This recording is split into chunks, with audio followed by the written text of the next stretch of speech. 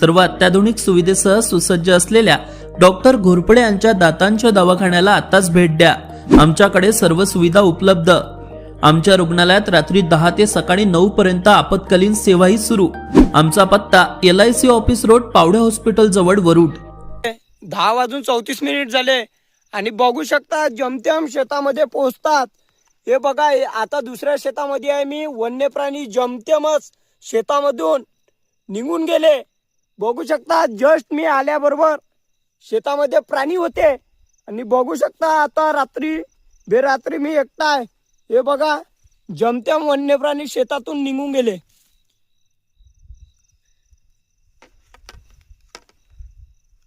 दिवसभर शेतामध्ये कष्ट करायचे आणि रात्री बेरात्री शेतामध्ये जायचं।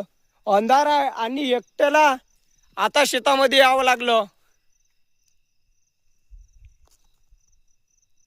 या शेतातले पूर्णपणे असे नुकसानी केली की बस शेतामध्ये पीक घेण्याजोगतं आता। नमस्कार, मी लिकेश राधेश्याम खंते, लिंगा या गावातील शेतकरी।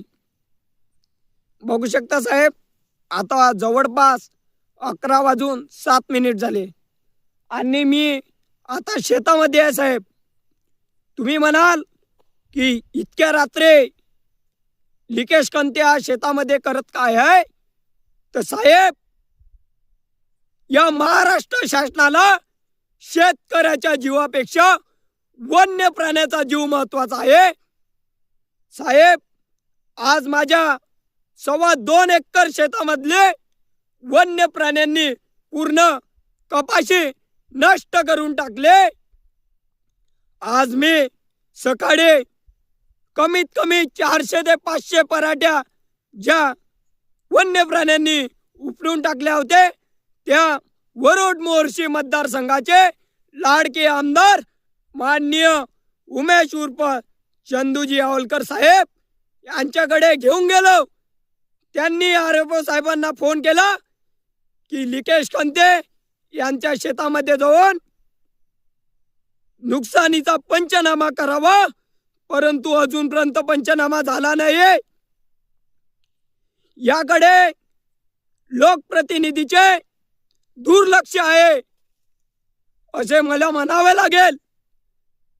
जवळपास शेतकऱ्यांच्या संत्रा पिकाच्या साला या वन्य प्राण्यांनी, रोयांनी पूर्ण सालपटून टाकले आहे। रोज रात्री साहेब शेतामध्ये एकटा येतो।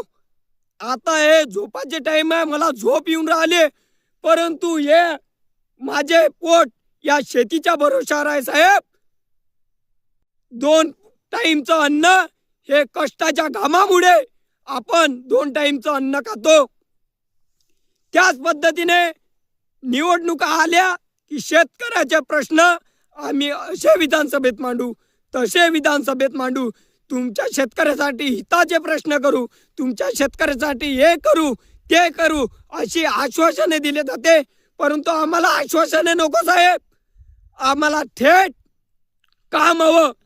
शेतकऱ्यांचा मुलगा रात्री बेरात्री शेतामध्ये जात आहे, ती शेतकऱ्याच्या पोराची तुम्हाला काळजी नाही का?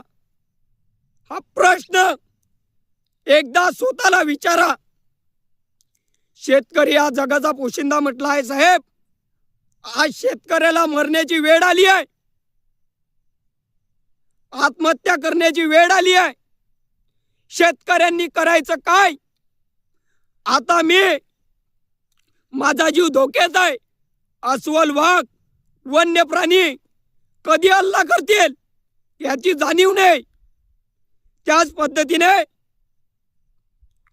वरुड मोर्शी मतदारसंघाचे माजी आमदार माननीय श्री देवेंद्र दादा भुयार आपणास शेतकरी पुत्र म्हणून हे ओळख केली आहे।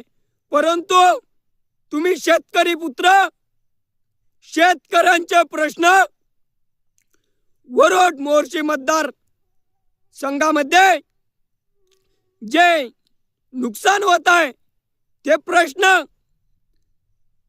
तुम्ही सरकारमधले असले तरी थेट मांडायला पाहिजे। अजूनपर्यंत नुकसानीचा पंचनामा झालेला नाही. आज शेतकऱ्यावर आत्महत्या करण्याची वेळ येऊन गेली आहे, तरी पण कोणीच याकडे लक्ष द्यायला तयार नाही. आता हे सदर बातमी today news, Amravati today news यांना हे बातमी आम्ही देणार आहोत. कमीत कमी अमरावती टुडे न्यूज या बातमीला प्रसारित करून शेतकऱ्यांना न्याय देईल अशी आम्हाला अपेक्षा आहे. त्याचबद्दल माझे सहकारी शेतकरी काहीतरी 2 गोष्टी तुम्हाला सांगेल. ते तुम्ही वरोड मोर्शी तालुक्यातील शेतकऱ्यांचे हाल कशा पद्धतीने होत आहे हे तुम्हाला गुरुदेव वाडके हे सांगतील. सांगा गुरुदेव.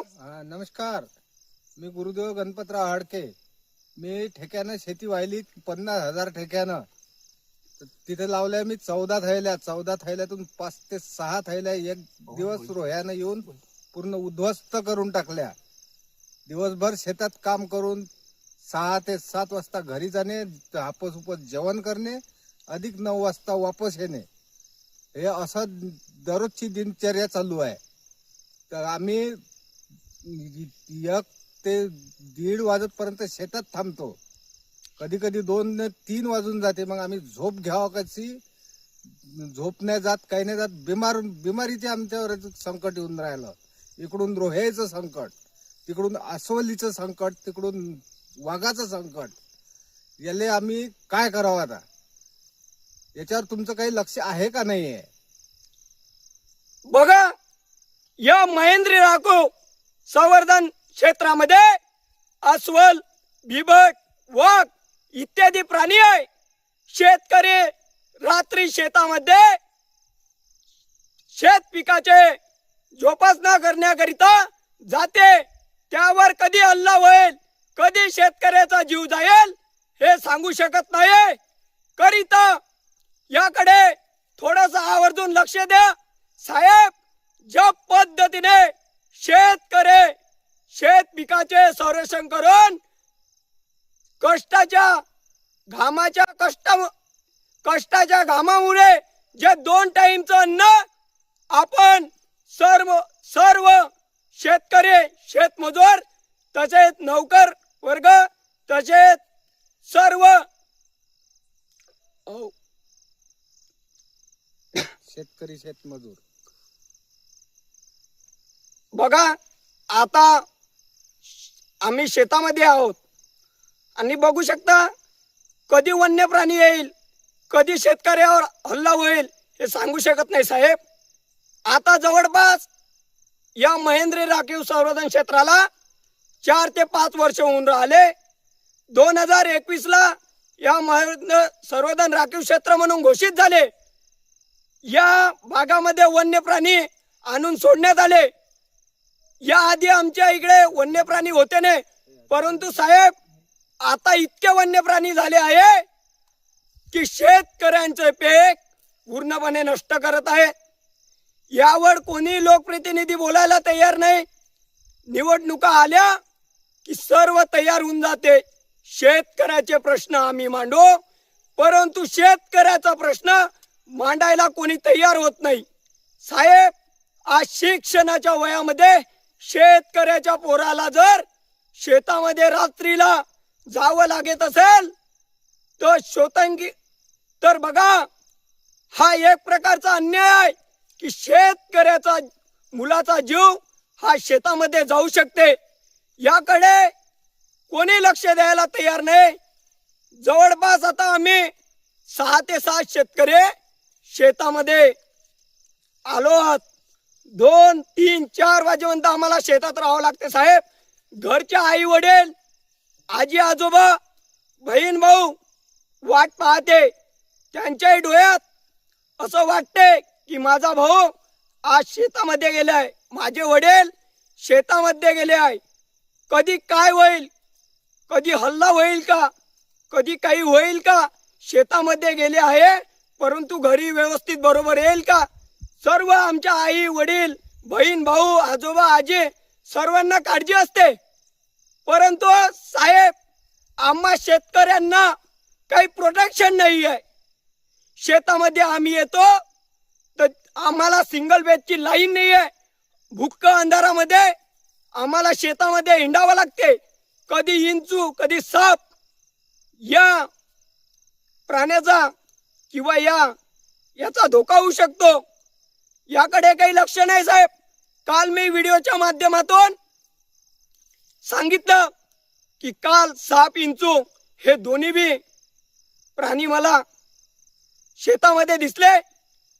बघू शकता या महेंद्री राखून संवर्धन क्षेत्रामध्ये बिबट व अस्वल इतक्या प्रमाणात आहेत की कधी अस्वल शेतकऱ्यावर हल्ला करेल.